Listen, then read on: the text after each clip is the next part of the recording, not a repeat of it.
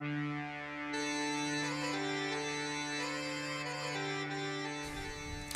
going to start this video with a little view of my street.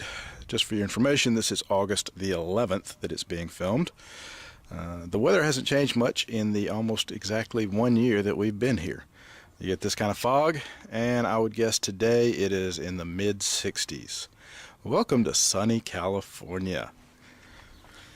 Hey y'all, okay, today my purpose is going to be to show you what I carry in my truck at all times.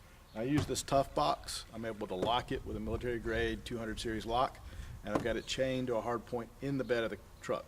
I also lock the camper shell, so that's about as secure as I can make it. I also don't put anything in here that I'm not willing to lose, although it would break my heart after I've spent this much time. Okay, so what have I got in here? All right, the first thing I've got are the 3 items I would grab if I had to leave the truck. Those are the first 3 things that are on top. That would be the 3 things that I could grab and go, no problems. All right, I could get home from DLI, which is about 20-25 miles from here, in 1 day, no problem with what I've got in here. The first 3 things I would grab, what are they? First thing I would grab, my tool. All right, this is a Tramontina machete with, I'm sorry, this is the Martindale. This is a Martindale machete. If you will look on YouTube for a guy named Colhane, C-O-L-H-A-N-E, lives down in Brazil. I used his modification system to modify this machete. It's got some modifications off of a standard machete. About this much of the top is ground flat, exactly flat. It provides a scraper that I can use to scrape dry wood for tinder. This much of the blade surface has got a Scandi grind. This makes for very fine woodwork. I can use it like this. I can use it like a draw blade, and it's very, very sharp. And this isn't the normal striking surface when you're using it just as a normal lopping machete. The rest of the blade has a nice convex edge on it. All right. This edge, everything above from about here to where it becomes the flat grind, is rounded. All right. That saves on punishment of your hand when you're actually using it in a draw blade situation, and it lets you stick it in a piece of wood and use it for a baton. Real easy. All right. This sheath is from Mike of VEC on the Hoodlum Forum from Equinox Coronado. It's wood with a some sort of poly soaked resin cloth covering on it. It's nearly indestructible. All right. This is an extremely good system and would be very easy if you had some plastic sheeting or a blanket to wrap around it. I've added this 550 cord to use as a sling. It simply goes like this. Insert your machete. And it hangs very well. Hangs very well just like this. You can slide it around. The machete is just held in with friction fit. It works supremely well. This would be one of the first 3 things I would grab out of my box. Don't spill the coffee. All right. Again, a product I bought from VEC at Equinox Coronado is this chest rig system, which has gotten a little confused on itself. That's all right. This is a great little system. You throw it on, and I can carry everything in here that I need for 3 days quite easily. Just a few of the things, I'm not going to go into detail what I've got in here. Maybe we'll do that for another video. I got an Altoid tin. It's got a basic first aid kit in it. Got a light. I've got Air Force survival knife. Got some 550 cord. I got a space blanket. I got a bandana. Got a pack of playing cards that have survival information on them. That's all in this side. This side we got a little button compass on some ranger beads. Got in that one. These are all a work in progress in case you haven't guessed. Got headlamp. I've got a small bottle of water. Slingshot bands. And got a fishing cork with yellow flagging tape, snare wire, and some braided fishing wire. And a little sewing kit.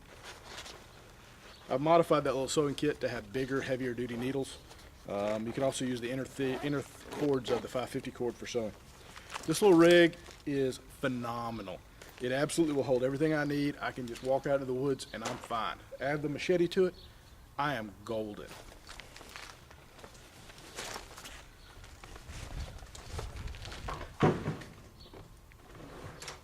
Now, if I really am getting the heck out of Dodge, I got a two-piece bob. We got this one here. This is an old backpack. Again, I'm not going to go into the details, but basically I've got everything covered. I got 2 bottles of water. I've got a bigger first aid kit. I got GPS and some other electronic gear. I got a saw. I got my Rat 7 knife. All of it packed into this. I'll go into what's in these bags in a later video.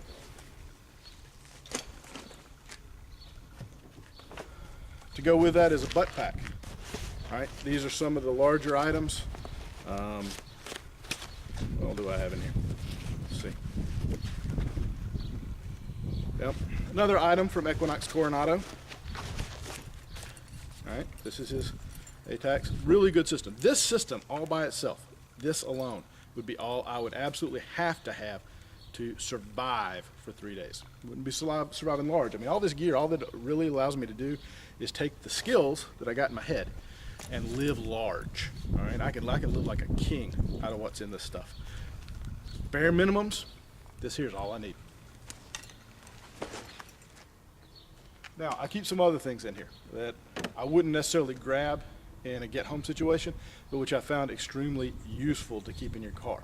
Now, if you've got a small vehicle, you might want to consider just putting together something like this stuff. All right, this could go in a small corner of the trunk of a very small car. Wouldn't take up very much space if you packed it appropriately, and it would be there when you needed it. This other stuff is stuff that I have found useful that I keep in my truck. This is a Wagon PowerTech. All right, these are a great thing. It's got a radio, it's got a electric pump, it's got you can jump your car off with it. Now, I have attempted to jump off one vehicle with this. It was a very large truck with a very dead battery. It didn't have enough juice to do it in a timely manner. Now, it's possible that if I had left this attached to the truck's battery for a longer period of time and allowed it to seep charge, it would have been able to jump off the truck, but we weren't able to jump off a large truck with this. The battery lasts very easily for 30 days. Riding around the back of my truck, I take it out about once a month, and I charge it up in the garage overnight, put it back in the truck. Highly recommend these. Fortunately, I was able to help the fellow because I keep a standard pair of jumper cables. I have only gotten my truck stuck once. I was in soft sand, and I did not have this. This is a shovel of some sort to move sand, to allow you to dig out tires. Absolutely essential if you're going to be anywhere off-road. I keep a change of clothes, all right? All of it. This is a complete change of clothes: pants, shirt, underwear, socks, tennis shoes, and a coat. All right, I keep these in there. You never know when you're going to need to change.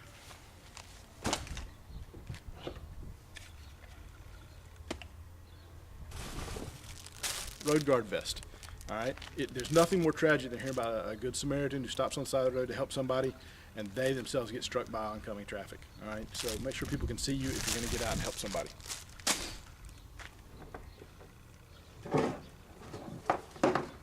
Got a snatch rope and several locking cables. All right, that's for getting other people unstuck for the most part.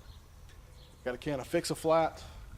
I've got a toolbox with a basic set of tools that fit my truck, as well as just kind of standard everyday tools, vice grips, all those kind of things that are useful for repairing trucks. Duct tape, JB weld, will get you out of a lot of binds. And that's it. I hope you've enjoyed this. This is what I keep in my truck. Everyone should evaluate their own situation and decide what they need to keep in their vehicle. Remember, the most important survival tool you have is right here. All this stuff means nothing if you don't have what it takes right here. So work on your skills. God bless.